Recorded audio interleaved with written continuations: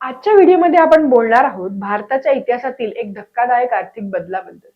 New insurance bill 2025. हे फक्त एक बिल नाहीये, हा तर भारताच्या विमा क्षेत्राचा संपूर्ण खेळ बदलून टाकणारा निर्णय आहे. याचा परिणाम होणार आहे तुमच्यावर, तुमच्या कुटुंबावर, तुमच्या खिशावर आणि कदाचित थेट तुमच्या बँकेच्या बॅलन्सवरही. म्हणूनच आजचा व्हिडिओ शेवटपर्यंत बघा, कारण इथे माहिती आहे खरी आणि निष्कर्ष आहेत दमदार. जरा कल्पना करा, एखादी महागडी विमा पॉलिसी तुम्ही वर्षानुवर्ष भरत आहात, प्रीमियम वेळेवर भरताय, नियम पाळताय, सगळं शिस्तीत चाललंय. पण जेव्हा क्लेम घ्यायची वेळ येते तेव्हा बघा काय होतं. 2-2, 3-3 महिने फाईल इकडून तिकडे फिरते.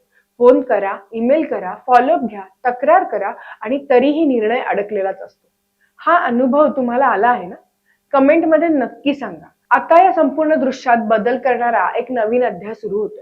आता कल्पना करा, फक्त एका क्लिकवर तुमचा विमा क्लेम 48 तासात मंजूर होतो, तोही कोणत्या तरी विदेशी कंपनीकडून. खरंच आता हे शक्य होऊ शकतं, कारण भारतीय विमा क्षेत्र आता जगभरासाठी जवळजवळ पूर्णपणे खुलं करण्यात आलं आणि या सगळ्याच्या केंद्रस्थानी आहे new insurance bill 2025.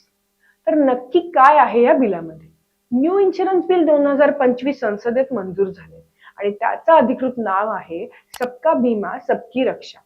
Insurance ॲडिटमेंट bill 2025. या विधेयकामुळे LIC ऍक्ट 1956, इन्शुरन्स ऍक्ट 1938 आणि IRDA ऍक्ट 1999 या तिन्ही जुन्या कायद्यांमध्ये मोठे मोठे बदल करण्यात आले.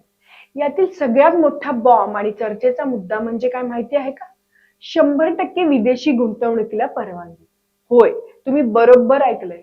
आधी विमा क्षेत्रात परदेशातून फक्त 74% पैसा आणता येत होता. आता परदेशी कंपन्या भारतात विमा व्यवसायात पूर्ण मालकीसह उतरू शकतात. याचा साधा अर्थ असा की जगभरातील मोठ्या मोठ्या कंपन्या थेट इकडे येऊन काम करू शकतात, आपले नियम घेऊन, आपली उत्पादने घेऊन आणि आपलं अत्याधुनिक तंत्रज्ञान घेऊन. पण थांबा, हा बदल खरंच इतका महत्वाचा आहे का बघा. कारण आजपर्यंत भारतीय विमा क्षेत्रावर आपल्याच कंपनीचं नियंत्रण होतं. परदेशी कंपनीला इथे येण्यासाठी भागीदारी करावी लागायची. भाग भांडवल मर्यादित होतं आणि निर्णयावरती भारतीय भागीदाराचा प्रभाव मोठा असायचा. आता ही समीकरणं पूर्णपणे उलटी होऊ शकतात. परदेशातून मोठमोठे पैसे भारतीय बाजारात धडाधड येऊ शकतात. अत्याधुनिक डिजिटल तंत्रज्ञान येऊ शकतं. जगभरात चालणाऱ्या पॉलिसींचे मॉडेल्स भारतात थेट आणता येतील आणि सामान्य ग्राहकाला आधीपेक्षा जास्त पर्याय मिळू शकतात. साधं गणित आहे मंडळी. जेव्हा बाजारात कंपन्या जास्त येतात तेव्हा स्पर्धा वाढते, प्रीमियम कमी होण्याची शक्यता असते, सर्व्हिस सुधारते आणि क्लेम लवकर मिळू शकतो. सरकार काय म्हणतंय हे ऐका. सरकारचा दावा अगदी स्पष्ट आहे. हा बदल ग्राहकांच्या फायद्यासाठी आणि देशाच्या आर्थिक वाढीसाठी आहे. भारतात अजूनही मोठा हिस्सा विम्याच्या कव्हरेजवर आहे. लाखो कुटुंबांकडे बेसिक जीवन विमा किंवा आरोग्य विमा नाहीच. सरकारचं म्हणणं आहे की परदेशातून येणारा पैसा, नवीन कंपन्या आणि स्पर्धा यामुळे प्रॉडक्ट स्वस्त आणि सहज मिळणारे होतील. डिजिटल प्लॅटफॉर्ममुळे ग्रामीण भागापर्यंत पॉलिसी पोहोचतील आणि सबका बीमा हे घोषवाक्य प्रत्यक्षात येईल. अर्थतज्ञांचा अंदाज आहे की जर हे मॉडेल बरोबर चाललं तर पुढच्या काही वर्षात भारत विमा क्षेत्रातील टॉप बाजारपेठांपैकी एक बनू शकतो. पण एक मिनिट भावांनो, प्रत्येक नाण्याला दोन बाजू असतात. तसंच या बिलालाही आहेत. विरोधी पक्ष आणि काही अर्थतज्ञ यावरती गंभीर प्रश्न उपस्थित करतात. त्यांचा पहिला धक्कादायक मुद्दा 100% विदेशी गुंतवणूक म्हणजे नियंत्रणाचा मोठा हिस्सा भारताबाहेर जाण्याचा धोका. निर्णय, नफा आणि कदाचित ग्राहकांचा संवेदनशील डेटा देखील परदेशी बोर्डरूमवर ठरू शकतो, अशी भीती व्यक्त केली जाते. DMK खासदार कैनिमोझींनी तर याला थेटपणे सबका बकवास म्हटलंय. दुसरा मुद्दा, परदेशी कंपन्यांचा मुख्य हेतू नफा असतो. सामाजिक जबाबदारी, ग्रामीण विस्तार किंवा कमी उत्पन्न गटापर्यंत पोहोचणं यापेक्षा चांगला प्रीमियम देणाऱ्या श्रीमंत सेगमेंटवरती त्याचा जास्त फोकस राहू शकतो. तिसरा धोक्याचा मुद्दा, डेटा प्रायव्हसी आणि आर्थिक सार्वभौमत्व. विमा क्षेत्र ग्राहकांना आरोग्य, आर्थिक स्थिती, कुटुंब, उत्पन्न, सवयी अशा विविध संवेदनशील डेटा जमा होतो. हा डेटा कोणाच्या हाती आणि कोणत्या देशाच्या कायद्याखाली असणार हा मोठा प्रश्न आहे. आता LIC ची गोष्ट आहे का? LIC वर्षानुवर्ष भारतीयांच्या आयुष्यात खोलवर गुंतलेली आहे. पॉलिसी म्हणजे LIC असा सर्रास शब्द वापर आहे. नवीन कायद्यांमुळे LIC वर स्पर्धेचा प्रचंड दबाव येणार हे नक्की. विदेशी कंपन्यांना आकर्षक offer, cashback, global cover, full digital onboarding अशा जबरदस्त गोष्टी घेऊन येते. पण LIC कडे काय आहे माहिती आहे का? दशकानुदशकांचा विश्वास. पैसा नेहमी फक्त तंत्रज्ञानाने चालत नाही. तो विश्वास, सवय आणि भावनिक नात्यानेही चालतो. त्यामुळे LIC आणि भारतीय खेळाडूंसाठी ही धोक्याची घंटा नसो, पण नक्कीच एक जागरण घंटा आहे. सर्व्हिस सुधारावी लागेल, डिजिटल व्हावं लागेल, पारदर्शकतेकडे जावं लागेल. यात तुमच्यासाठी काय बदल बघा. ग्राहक म्हणून तुमच्या हातात काय येऊ शकतं. भविष्यात तुम्हाला विम्याचे वेगवेगळे, आधी न पाहिलेले प्रकार दिसू शकतात.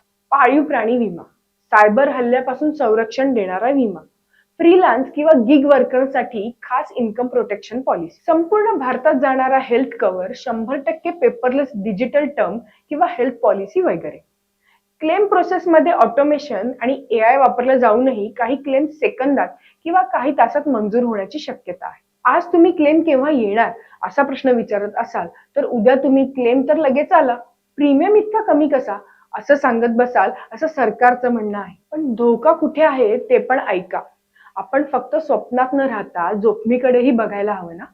जर नियंत्रण फारच बाहेर गेलं, नियम कागदांवर चांगले आणि अंमलबजावणी पातळ राहिली, तर काही वर्षांनी आपण अशा कंपन्यांना सामोरे जाऊ शकतो, ज्या सुरुवातीला स्वस्त आणि आकर्षक ऑफर देतात, नंतर शर्ती कडक करतात, प्रीमियम वाढवतात किंवा क्लेमवर लहान सहान अटी लावतात.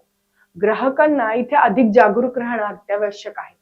करार वाचणं, पॉलिसीच्या अटी समजून घेणं, कंपनीचा ट्रॅक रेकॉर्ड तपासणं हे सगळं आता आधीपेक्षा जास्त महत्वाचं होणार आहे. देशाच्या आर्थिक व्यवस्थेच्या दृष्टीने पाहिलं तर हा एक मोठा जुगार आहे. अर्थव्यवस्था जितकी उघडते तितकी व्यापारी हालचाल, गुंतवणूक आणि वाढीची क्षमता वाढते. पण खूप मोठ्या प्रमाणात उघडली तर काही वेळा संकटही येऊ शकतो. आपण 1990 नंतरच्या उदारीकरणात फायदेही पाहिले आणि काही धक्केही अनुभवले. आता विमा क्षेत्रात भारताने बारीक कड ओळखून चालावं लागणार आहे. नियम, रेग्युलेशन, दंड, IRDAI चा दंड 1 कोटीवरून 10 कोटीपर्यंत वाढत चालला आहे. ग्राहक संरक्षण यंत्रणा हे सगळं खूप टाईट ठेवलं तरच हा प्रयोग यशस्वी ठरेल. आता निर्णय तुमचा. आता खरी गोष्ट तुमच्यावर येते. तुम्ही या बदलाकडे कसं बघताय? तुमच्या दृष्टीने हा निर्णय भारतीय ग्राहकांसाठी वरदान आहे की संकटाची घंटा? सरकार ठामपणे सांगतं की हे सुरक्षित आर्थिक भविष्याकडे टाकलेलं धाडसी पाऊल आहे. विरोधी पक्ष म्हणतात हा आर्थिक सार्वभौमत्वाचा धोका आहे आणि पुढच्या पिढ्यांच्या हातात धोकादायक वारसा देणारा निर्णय आहे. सत्य बहुतेक वेळा कुठेतरी मध्येच असतं. हा बदल प्रचंड आहे, त्यात संधीही आहे आणि जोखीमही आहे.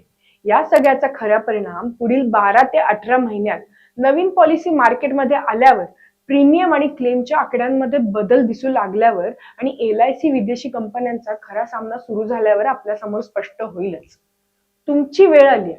आजचा प्रश्न तुमच्यासाठी साधा पण अत्यंत महत्वाचा आहे. तुम्ही या बदलाला सपोर्ट करता का? कमेंटमध्ये 2 शब्द नक्की लिहा. FDI सपोर्ट करतो किंवा FDI विरोध करतो.